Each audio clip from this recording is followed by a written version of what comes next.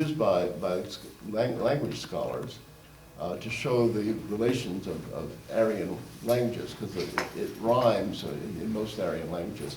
And the proverb is, God gave teeth, he will also give bread. And it's a counsel against excessive despondency, that we will be given what we need. There is no organization anywhere in America now that is prepared, like Lenin's Bolshevik Party was, to take advantage of the collapse. We have to hope that will come. The critical thing, John was saying that this all we do is talk. Well, in the beginning was the word, and you have to talk first. And we need to think our way through. What kind of society will we create if there is this upheaval, and like the Russian Revolution, and we create an ethno-state on this continent for the Christian white European people? And we need to think things through now. How will we set it up?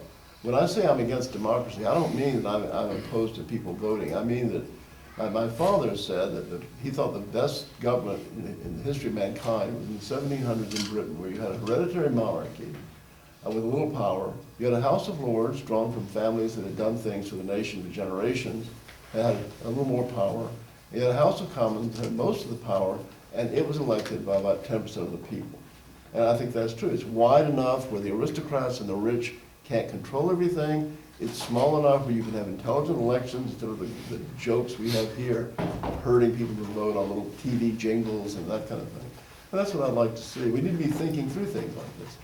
I thought of one idea, if you're going to have a election. It would be that the only people allowed to vote would be married males with children who have never had a divorce. Amen. I would not be allowed to vote. I have no children. I'm an unmarried man. But I would prefer to be ruled by people who could run their families responsibly enough to stick with a marriage and to have kids and all this. It would ensure an intelligent, stable electorate.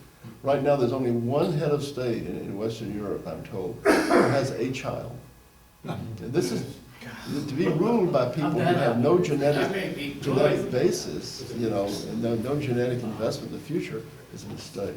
So I think we need to be thinking through what we're going to do. And in terms of the struggle, which I think will eventually come, I've told Southerners when I speak to their groups, other Southerners, this time we need the Abraham Lincoln and they need the Jefferson Davis.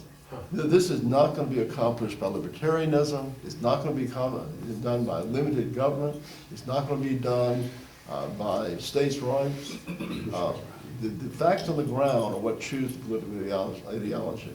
And we have to have somebody that will use the power of government very harshly to bring about what we need. Americans, we've had such soft, one of the things I wanted to say about the Anglo-Saxons, we have had such incomparably easy histories compared to people like the Russians. They were invaded over by the Mongols. I mean, being invaded and ruled by the Mongols for 2 centuries, that will knock the nonsense out of you. But the last time we were invaded was the Norman Conquest in 1066 from people who were much like us. And we came to America. Our only opposition were these Stone Age Indian tribes we just effortlessly brushed aside as we created our country.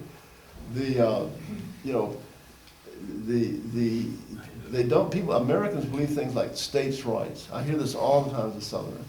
Going back to Russia again, there's a very important battle and a very important person that you should all look up.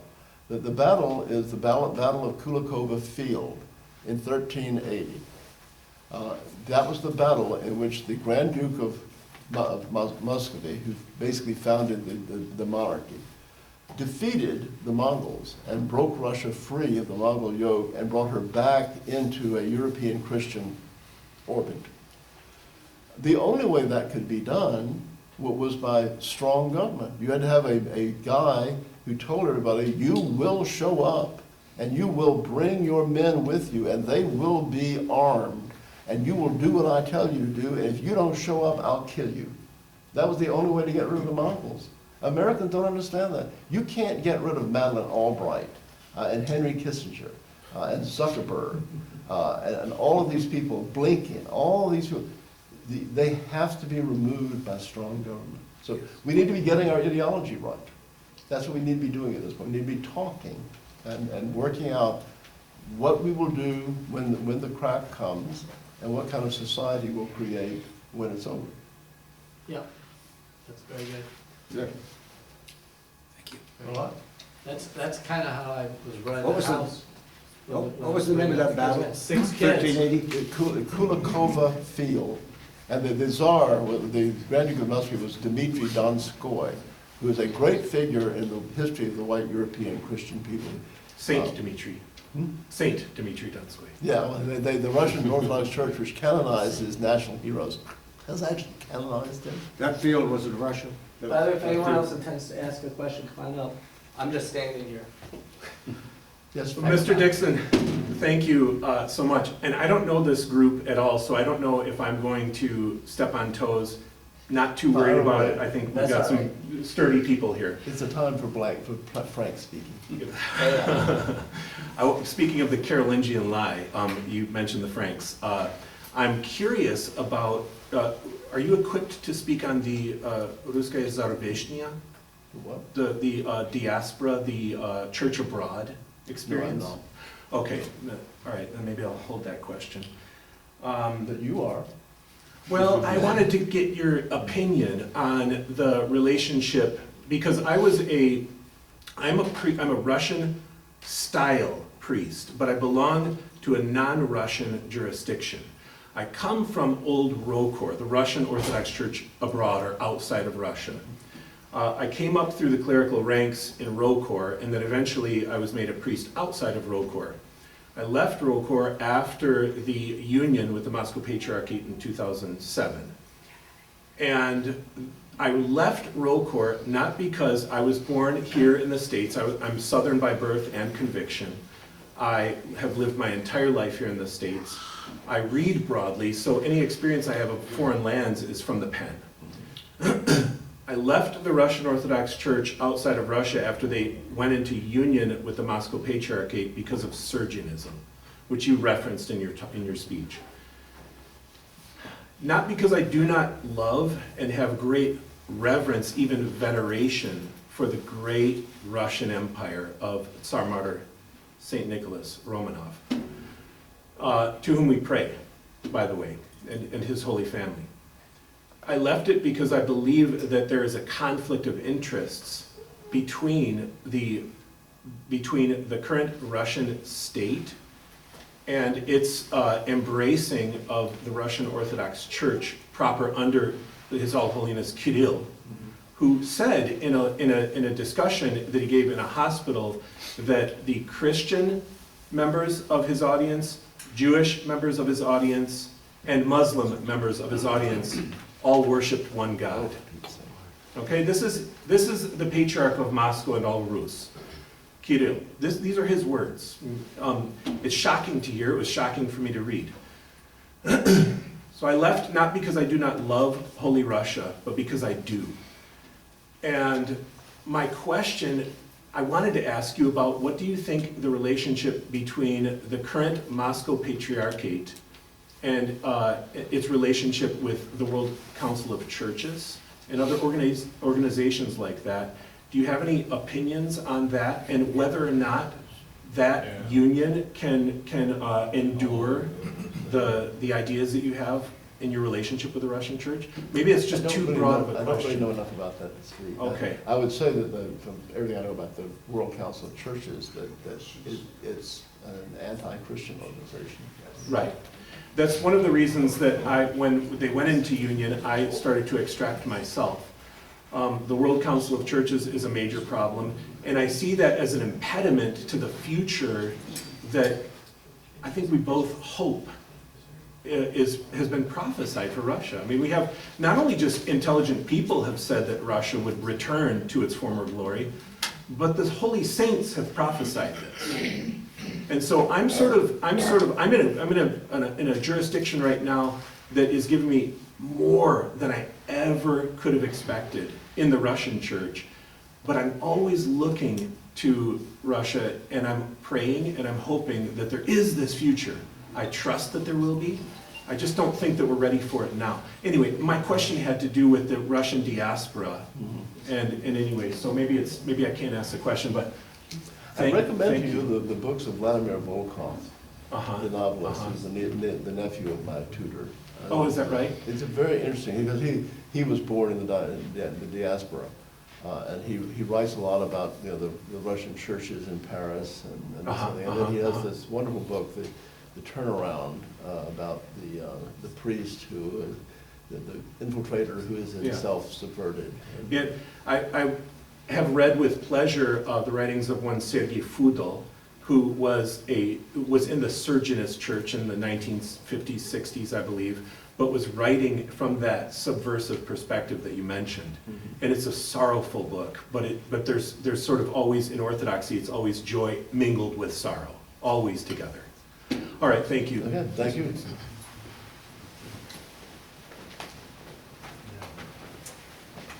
I hope you don't take this as inflammatory, I don't care. but my question is, do you consider yourself a racist? Well, that is a very difficult question to answer. You know the origin of the word racist. You tell us. How many people here know who was the first person who penned the word racist? Was it Trotsky? His fake name was Leon Trotsky. Uh-huh. His real name was Lev Davidovich Bronstein. And he, in his book, The History of the Russian Revolution, he created the word racist. And it was created as a semantic weapon, because it becomes a two-pronged fork, and you're pinned in this fork. If you say, I'm a racist, it means that you're in favor of hurting other people. You're in favor of lynching them and burning their houses down and all this sort of thing. But if you say you're not a racist, it means you're embracing the idea that race doesn't matter. And so it's an impossible question to answer. I consider myself to be a racial, the words I use for myself are, I'm a racial communitarian, which means I'm a mild socialist. I believe that the interests of the community come ahead of big business. I'm not a libertarian. I think that business exists to serve the community. And generally, private enterprise does serve the community. We know that actual socialism did not work and cannot work. But getting to your point, you either way, you either deny. I call myself a racial communitarian. I also call myself a racial idealist. I want to see my race improved. I want to undo the dysgenic damage that the Soviets did to the Russian people. I want to undo the dysgenic damage that's being done to our people now.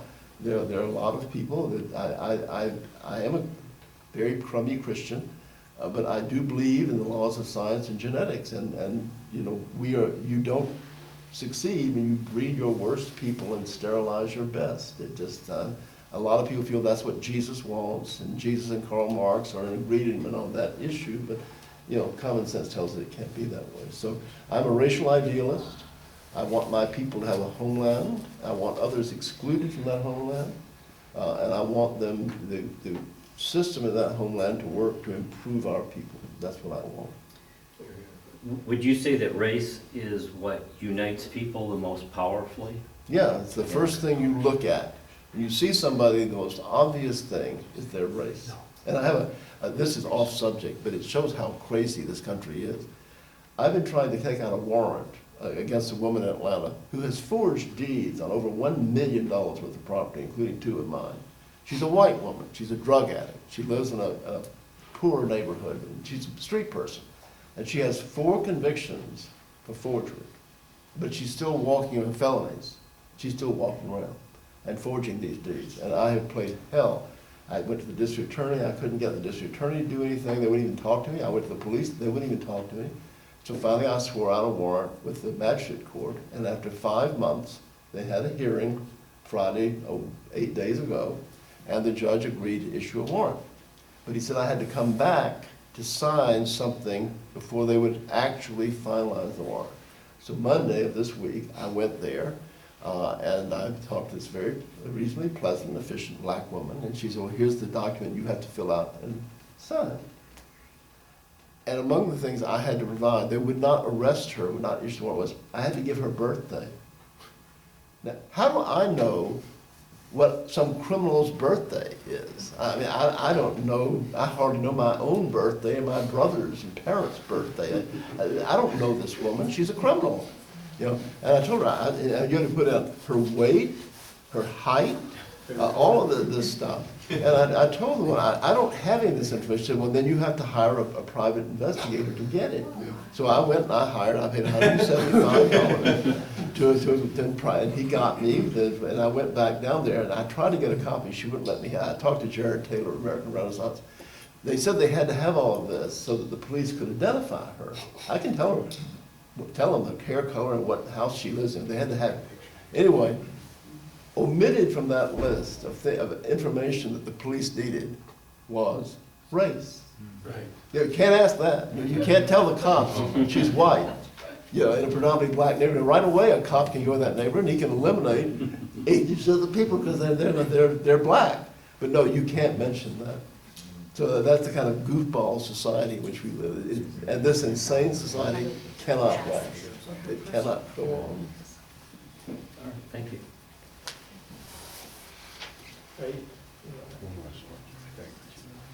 You've been doing this type of thing since your college days, It's right? not high school. High school, okay. From high school till now, give us your read on things. Is it better, is it worse? It's much better. It's much better today than it was when I was young. But I first got involved when I was 15 years old. And I think it's an informative story. I'm not bragging, it's just a statement of reality, just like it's a statement of reality that I never could have been quarterback of the football team. You know, I was a smart kid, a thoughtful, well-read kid, and I had seen through many things that the establishment had said. I had seen through their statements about race. I knew that the teachers were lying about race. I knew they were lying about our Civil War. I got sent to the principal because we had this left-wing teacher who extolled Abraham Lincoln, and then in the class discussion, I said, well, Ms. Hill, he burned the city down to the ground. He burned the hospitals. He took the sick out of the hospitals and dumped them on the ground. You know, we tried Germans and hanged them for that. And she said, that's it, you're going to the principal. But anyway, and this was somebody always bragging about how broad-minded she was, and we liberals are so broad-minded. But yeah, and so anyway, I have an older brother with whom I have a very close relationship, and he came back from Georgia Tech, and he said he was going to go to a Goldwater meeting at Emory University that night, and did I want to go along? So I went along, and they had some bore, I think it was that guy that they all praised, who lived up in Michigan, I can't think of his name, Russell Kerr. And anyway, I went back to the back, because I was a big reader, and they had a book display, and there was a guy there, and I was the youngest kid in the room, so he came and spoke to me. And we talked about race, and I told him it's just ridiculous claiming that the races are equal. They're obviously not equal. They evolved under different circumstances, and where the hair color changed, the hair texture changed, the number of vertebrae changed, the skeletal structure, all those things changed, but they tell us that the mind remained exactly the same. And, you know that's just goofball stuff. But then he mentioned McCarthy. And I said, oh, he was a bad man. He persecuted people.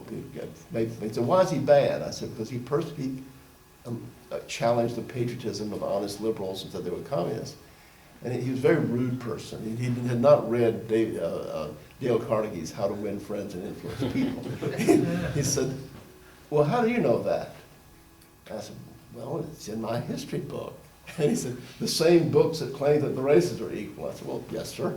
And he said, well, tell me, what do you know about McCarthy? And I said, well, I don't know anything. He said, that's right, you don't know anything. He said, all you know is what they told you.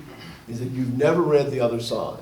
And he said, you seem to be like a fairly intelligent boy, but you've been conned, and you're just parroting what you're told. And so I said, well, if you have anything to read, I can read. He said, tell me, who was Alger Hiss? I said, I don't know. He said, they don't mention Alger Hiss in your text? I said, no. He said, would it surprise you to know there was someone named Alger Hiss who was a close personal friend of Franklin Delano Roosevelt and went on the Yalta delegation, who was a spy for the Soviet Union? I said, well, that is surprising. So you think that would at least give context as to why people would believe McCarthy? I said, I think it would if that's true. So anyway, I said, if you'll give me a list of books, I'll read them. So he wrote out a list, and I went to the library, and amazingly, the library had several of these books. And I read them, and I was astonished. I mean, I discovered all this stuff, you know, what Whittaker Chambers wrote about, what Elizabeth Bentley wrote about, the Soviet spy rings that were all around Franklin Roosevelt and Eleanor, the efforts of Eleanor Roosevelt to protect them. You know, she tried to get the Verona intercepts destroyed. If she'd had her way, we would never have been able to transcribe them. We broke the code, thanks to the Finns. We would never have been able to, anyway. This really opened my eyes that the extent to which I was being lied to. And it occurred to me, if they're lying to this extent, they will lie about everything. And that was when I began my journey as a thought criminal. That is how I became a thought criminal. And so. It's reassuring that you think things have improved. Oh, I'm so self-centered, I got into all this story. Things are much better today. They're worse in terms of our lifestyles and transgenderism and people not having any money and having no financial security, and the colonization of our country with third world aliens, those all. But when I was a kid, nobody understood. I mean, I was the only child in my school who had ever heard anything about Jews. I was the only one that had any awareness of the fact that my Jewish classmates, you could see it, but most people couldn't see it, that they were hostile, you know, that they were adversarial. But, you know, I knew better. Like I said, I was not a dumb kid. I knew better than to tell my classmates how weird I was, because I wanted to be accepted, and I was accepted. But I didn't tell them that I hated the wiggle dancing, that I'd rather be doing Viennese waltzes. My parents wasted 3 years of their money sending me to dancing school. I went to high school at the gyms, at the sock hops. Nobody ever danced those dances. But I knew better than to be that weird. But no, nobody knew.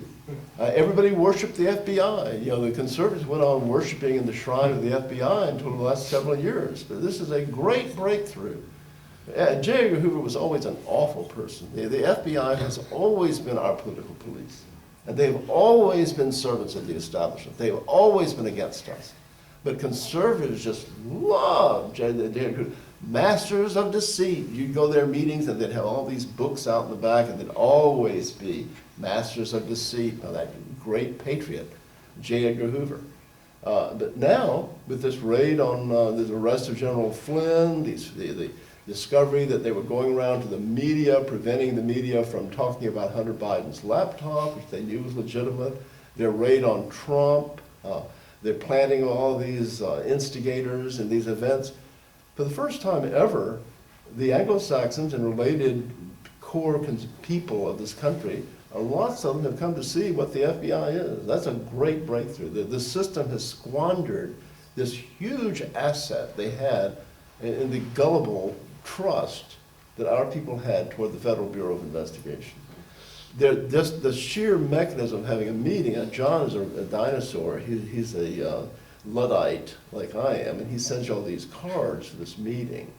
But I was telling him that they're just little ways that the internet still has empowered us. I was president of the Atlanta Evening Optimist Club for a year, and we sent out a newsletter. We had like 48 meetings a year, and we had a speaker every time, and I would have to put that newsletter together with my secretary and mail out. We had little gummed labels we could put on the envelopes. Well, it took about half a workday every week for us to sit down. I'd have to write it up, draw it up, paste it up. We'd have to put it through the copy machine. We'd have to staple it. We'd have to gum all the envelopes. We'd have to fold it up, insert them, seal them, put stamps on them. It took hours every week to let the members know when the next meeting was going to be and who's going to speak. Now, you have a list for organizations, and just punch a button. Everybody gets an invitation. I would like to respond to that. Oh, okay. Just for the record. Since I attacked you. Here's the thing. You know, had there been an actual mailing list 2 years ago, then the unlocked Michigan people could have communicated with one another. But 300,000 people were shut down with one little Jewish finger, just like boom, like that, and they were gone. Yep. So, and I've got kids in my own family. Guess what? If you tell them, you give them an address, they don't know how to get there without this. You power this sucker down and they don't know where they are anymore. They can't even get to that door over there. So you better you know, you better know where you are and be, you know, there's something to be said about being a Luddite, that's all I can tell you. I'm teasing you. No, I'm a you sort of are teasing me. I'm a dinosaur myself. I was gonna mix it up with you last night over this issue, but I thought I'd wait and do it in public. But anyway. No, it's okay to use technology, but not at the expense of, you know, everything else, because if you become dependent on this, you're done. I agree. And we can't be dependent I on agree. this. It's also, I heard a wonderful sermon at a church in Greenville, and it was a straight from Scotland minister, and he had called the young people forward and had them sit in the front of the congregation. And he said his sermon was going to be on the commandment, honor thy father and thy mother. And he explained that this commandment is one of the most widely violated commandments in the modern world. And he said, the young people, it takes the form of computer arrogance and technology arrogance, that you look down upon old people because they can't function as well as you in technology. I thought, this guy needs to come to my office and give a sermon to my staff. Explain to all these kids why they shouldn't laugh at me for not being able to do what they can do with the technology. Yeah, I think, by the way, the race thing that deserves a lot more discussion. I mean, you just want to be, everybody wants to be with their own kind. Of course, It's that of course, simple. it's perfectly Black people normal. want to be with their, It's the only perfectly person that doesn't want to be with his own kind is one of the sponsors, Lance Griffin, is not here today. He's a black guy that, I can tell you a funny story about Lance, but I won't take up your time today. But anyway, he likes to live in white neighborhoods because he said he was tired of being vandalized. I know lots of black people that way, Yeah. but You mentioned something about, you mentioned also, you know, somebody was talking about how can, you know, what are we going to do? Was it Dennis? We're not organized, we don't have a lesser magistrate or whatever. I think there's something to be said about that too, because, and you can comment on this, we are up against a very organized force. Yeah. And they're not just some loose libertarians talking in a room like this. And they These have people are absolutely no organized restraint. and they No restraint. intend to destroy us. Yeah. And so, I honestly don't see anything on the horizon right now other than Putin's tanks and Putin's planes. I don't see anything on the horizon that can match the might that they have. And maybe he'll lose, but that's the only thing going right now, I'm here to tell you. Well, Their What's own hubris, perhaps. that now? Their own hubris, it seems like it's always gets the better of them eventually. They keep Well- pushing, they keep pushing. Yeah, okay, I guess I don't wanna put my faith in their No. hubris to save me. No, I know, I can just, tell you that. I might not enjoy it. Yeah. It's like- You gonna come up? Yeah, Sam, I just thought it might have a little bit of fun. Have you become a Kanye West fan over the last few months? I have. I know, But that's a war we can win. yeah, I was just gonna say, A if war you- between Kanye West and them is a war we can win. You know, there are black people who see, you know, Jews don't love black people. They don't lie awake at night fretting over the future. My life has been very unusual in many respects. Our house in Atlanta, when I was a child, was 3 doors inside the Morningside School District. And the Morningside School District was created as a Jewish ghetto school. That's where all the Jews who moved down to New York lived. And my elementary school was 5/6 Jewish. And so I went to school from kindergarten through 4th grade with these New York Jews. And they are very different from us. And I saw how different they were. And I caught on that, you know, they are like this, and they are organized. They had been taught by their parents vulgar parodies of American patriotic songs. And when we had sing-alongs in schools back then, so it was part of the program. They had a little songbook, and then the usual repertory, you know, "My Country 'Tis of Thee" and all this stuff. And when we would go out on the recess ground, the little Jews would sing these vulgar parodies. I still remember the one to "My Country 'Tis of Thee." It went, "My uncle's Donald Duck, he drives a garbage truck." They were being instructed not to identify with the society. And they do think very well, and they have their ethno-state, and they're very ruthless. And that's what we need to be. That's why I say we cannot be libertarian. They have chosen the rules. They've chosen the rules of these guys in the January 6th hoax called the insurrection. They're not granting their constitutional rights. They're holding them in solitary confinement. They're denying them bail. They are railroading. They have no chance of acquittal. They're being judged by alien immigrant judges, an alien immigrant judge from Jamaica, and they're being tried in front of black juries who all voted Democratic. They have no chance of being acquitted. And they're running this thing. They're censoring us. They're railroading people. They're instigating these false things, like this guy that's on, you see on television, on the internet, that was